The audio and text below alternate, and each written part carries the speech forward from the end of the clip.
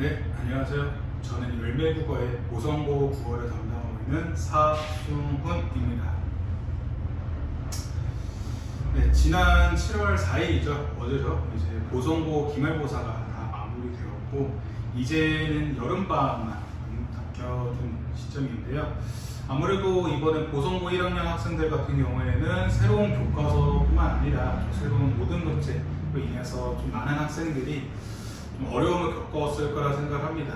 근데 이제 1학기라는 두 번의 시험이 마무리되었었기 때문에 이제는 여름방학 동안에 본인이 1학기 동안 어떤 게 부족했었고 그 부족한 부분을 최대한 보완해서 2학기 내신에서는 최대한 내신을 역전할 수 있는 기회를 가져야 되는데요. 그래서 그렇게 내신에 역전을 가져갈 수 있는 바로 여름방학 특강을 저희 열매국어 사성국어에서 보성고 국어만을 위해서 준비한 특강 수업을 안내드리기 위해서 이렇게 영상으로 인사를 드립니다. 네, 이번 저희 열매국어 사성국어의 보성고 여름방학 특강의 키워드입니다. 그러니까 주제라 할 수 있겠죠. 기적의 여름, 역전의 여름이라고 보시면 될 것 같은데 여름방학 동안에 많은 학생들이 내신에 대해서 더 열심히 공부하는 학생들도 있는데 좀 몇몇 학생분들은 이제 슬슬 벌써부터 1학년 1학기가 끝났는데 벌써부터 조금 안일한 태도를 보이는 경우가 있습니다. 그래서 좀 아마 많은 학생들의 좀 여러 가지 모습이 보이게 되는 게 바로 이 여름방학일 텐데 그 여름방학 동안에 얼마만큼 2학기 국어시험을 위해서 더 노력했는지가 2학기 국어시험에 아주 중요한 포인트가 될 수 있기 때문에 그러니까 이번에 1학년 1학기 시험도 제가 예전에 한번 예비고일 수업할 때 설명을 드렸는데 예비고일 수업하면서도 말씀을 드렸던 게 이 예비고일이라는 겨울방학 동안에 얼마만큼의 공부를 투자했고 얼마만큼 공부에 진심이었는지가 1학기 시험에 아주 중요한 판가름 될 수 있다라고 얘기를 했었는데 네, 여름방학도 마찬가지입니다. 여름방학 역시 2학기 내신에서 얼마만큼 더 중요한지가 보일 수 있는 게 바로 이 여름방학이기 때문에 잘 보셔야 되는데 네, 여름방학은 성적을 역전할 수 있는 시간이고 특히 이번 2025년 보성고 1학년 국어시험은 교과서에서 많은 변화가 있었기 때문에 이 점을 주의하게 보셔야 되는데 대신 보성고 국어만의 좀 특징이라 할 수 있었던 게 국어시험 자체에서 변화는 거의 없었습니다. 그럼 원래 보성고 자체가 학교 교과서에 나오고 학교 프린트, 특히 문학 개념과 관련된 문학 개념 노트, 그 다음에 추가적으로 3월달, 6월달에 오는 고등학교 1학년 학력평가가 꼭 시험 범위에 들어갔었는데 네, 교과서만 바뀌었지 시험 범위 자체와 그다음 시험 출제 경향에서는 큰 변화가 없었습니다. 그렇기 때문에 아마 2학기 역시 이와 유사한 출제 경향을 가지고 계속해서 문제가 나올 것으로 예상할 수 있고요. 그렇기 때문에 보성고 2학년 학생들 같은 경우에는 교과서가 바뀌었지만 출제 경향에서는 큰 변화가 없었기 때문에 이 점을 좀 생각하셔서 이 2학기 내신 시험을 좀 잘 대비하시면 좋을 것 같은데 저희 여름방학 동안의 특강을 준비한 건 총 3가지입니다. 첫 번째는 문학 개념어입니다. 그러니까 여전히 지금 1학기 동안 문학 개념 노트에 문학 개념어가 나왔었는데 만약에 본인이 여전히 문학 개념 노트와 관련된 문제가 틀렸더라면 다시 한번 문학 개념어를 공부해야 됩니다. 왜냐하면 보성고는 정말 문학 개념어의 진심인 학교입니다. 그래서 2학기에도 문학 개념어가 시험에 나올 수 있고요. 그다음 두 번째 키워드는 고전 문학과도 관련이 있는데 고전 문학은 좀 전형성을 가지고 있다라고 제가 표현합니다. 왜냐면 고전 문학에서 큰 주제로만 본다면 일단 뭐 자연친화, 사랑과 이별, 그다음에 충효 등등에 대한 내용이 나오지 이 외적인 내용은 그렇게 많지가 않습니다. 표현 방식도 거의 비슷합니다. 표현 방식도 영탄적 표현이라든지 서리법, 감정이입, 아니면 유사한 통사구조 반복, 대꾸법 등등의 좀 전형적인 표현 방식을 많이 보여주고 있어요. 그러다 보니까 고전 소설에서는 좀 전형적인 특징, 전형적인 내용, 주제를 가지고 있기 때문에 시험 2를 가지고 시험 문제를 출제한다면 좀 학생들이 어렵지 않게 잘 맞출 수 있습니다. 그래서 고전문학에서 보성고에서 많이 나온 출제 포인트가 뭐냐면 바로 고전문학 갈래별 특징입니다.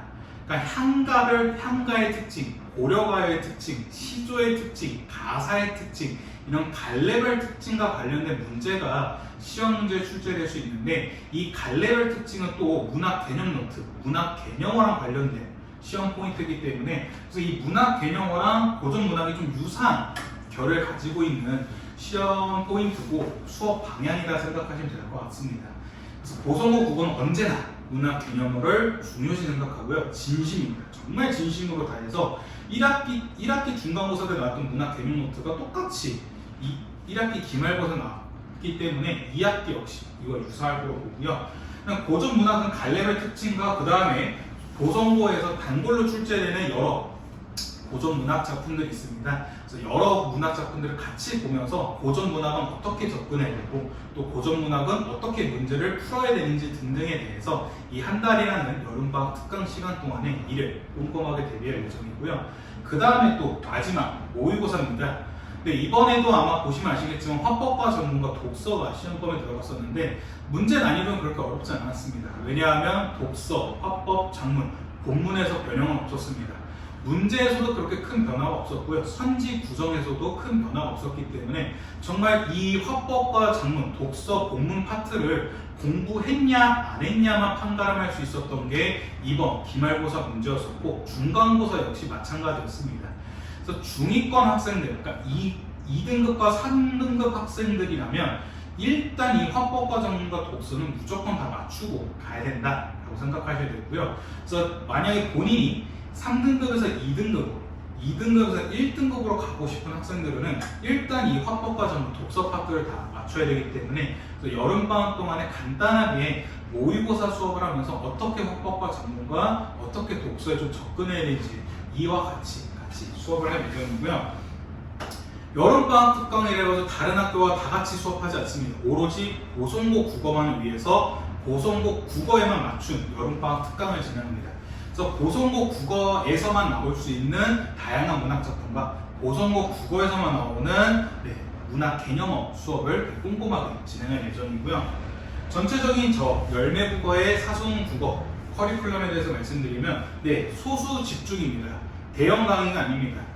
그러니까 많은 학생들이 30명, 40명, 50명 가까이 많은 학생들이 한꺼번에 다 같이 수업 듣는 형식이 아니고요.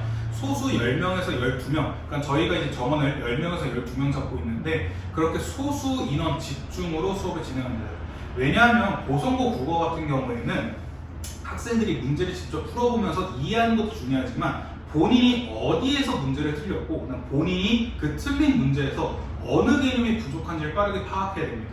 특히 문학 개념, 특히 문학에서.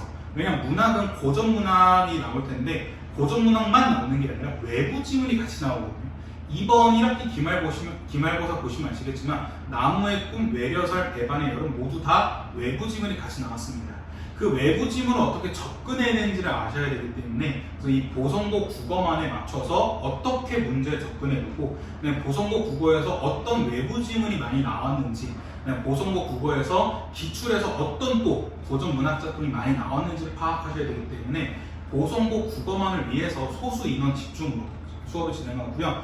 그래서 소수 인원들이 집중해서 수업을 듣다 보니까 본인이 약한 점, 취약점을 빠르게 파악하고 이를 빠르게 보완할 수 있다는 장점을 가지고 있고요. 꼼꼼하게 개념 분석을 합니다. 하나하나 다 합니다. 그러니까 저는 학생들을 무시하는 건 아니고요. 학생들이 정말 0에서 시작한다는 생각으로 하나하나 합니다.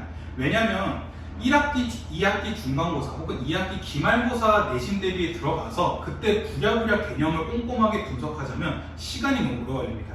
왜냐면 어느 정도 3번에서 4번 정도의 개념 수업을 나가고 그 다음 그 뒤에서는 이제 실전 모의고사를 통해 보성고에 대한 실전 연습을 꾸준히 연습해야 되는데 이 7주에서 8주라는 커리큘럼 동안에 개념을 너무 꼼꼼하게 나오면 당연히 좋죠. 근데 그렇게 나가면 뒤에 할 수 있는 실전 모의고사 시간이 적습니다. 그렇기 때문에 이 여름방학이라는 시간 동안에 먼저 정말 0에서 시작하는 생각으로 하나하나 꼼꼼하게 다 나갈 예정이고요. 아까 말씀드렸던 향가의 특징 혹은 고려가요의 특징, 향가의 대표적인 작품, 시조의 대표적인 작품, 가사의 대표적인 작품, 모든 작품을 다 하나하나 꼼꼼하게 볼 예정이고 그 모든 작품들이 다 보성고와 관련이 없는 게 아니라 보성고 기출과 관련이 있는 외부 지문 혹은 지금 공통국어 교과서에 있는 작품들 다양하게 볼 예정입니다. 그다음 또한 이를 더 보완할 수 있는 게 바로 클리닉 수업인데 1대1 개별 관리 수업입니다. 이 클리닉 수업은 저희가 이 보성고 수업이 화요일 날 있는데 화요일 정규 수업 말고 별도로 하루 더 학원에 와가지고 저랑, 그러니까 제가 보성고 국어 전임 강사인데 저랑 1대1로 학생이 질문하고 수업하는 보충하는 수업이라 생각해 주셨는데, 학생이 숙제를 수업 시간에 질문할 수 있겠지만 수업 시간에 질문하지 못했거나 아니면 꼭 학생이 수업 시간에 들었던 내용을 집에 가서 복습하는데 좀 이해가 안 가는 부분이 여러 있을 겁니다. 그래서 그런 부분을 1대1로 질문할 수 있고, 만약에 학생이 클리닉 수업 맞는데 저는 질문이 없습니다 할 경우에는 제가 오히려 역으로 학생에게 질문해가지고 이 학생이 얼마만큼 잘 이해하고 있는지, 잘 내용 파악이 완전하게 잘 끝났는지 등등을 좀 꼼꼼하게 더 파악해가지고 이를 더 보완하는 식으로 1대1 개별 클리닉 수업을 진행하고 있습니다. 네, 이런 보성고 국어 여름방학 특강은 저희 7월 15일 화요일 오후 6시부터 개강하게 됩니다. 수업 시간 같은 건 좀 변동이 있을 수 있습니다. 수업 시간 같은 경우에는 아무래도 방학이다 보니까 좀 변동이 있을 수 있겠지만 이 7월 15일 화요일 같은 경우에는 화요일 수업 같은 경우에는 여름방학 끝나고 나서도 내신 대비 때도 계속 화요일 날 수업 진행할 거기 때문에 그래서 아마 큰 변화는 없겠지만 화요일 날 개강해서 이때 문학 개념뿐만 아니라 고전 문학 모의고사까지 다 같이 공부하는 시간을 갖도록 하겠습니다. 네, 여름방학 정말 열심히 공부하셔야 됩니다. 여름 동안에 열심히 씨를 뿌려서 수학을 준비하는 것처럼 여름 때 열심히 국어에 대한 공부를 꼼꼼하게 해서가지고 가을에 있는 2학기 중간고사 때 최대한 성적을 좋게 받아서 기적의 여름, 역전의 여름을 여러분 역시 체험할 수 있을 겁니다. 네, 여기까지 보성고 국어 담당하고 있는 열매국어의 사수훈이었습니다. 감사합니다.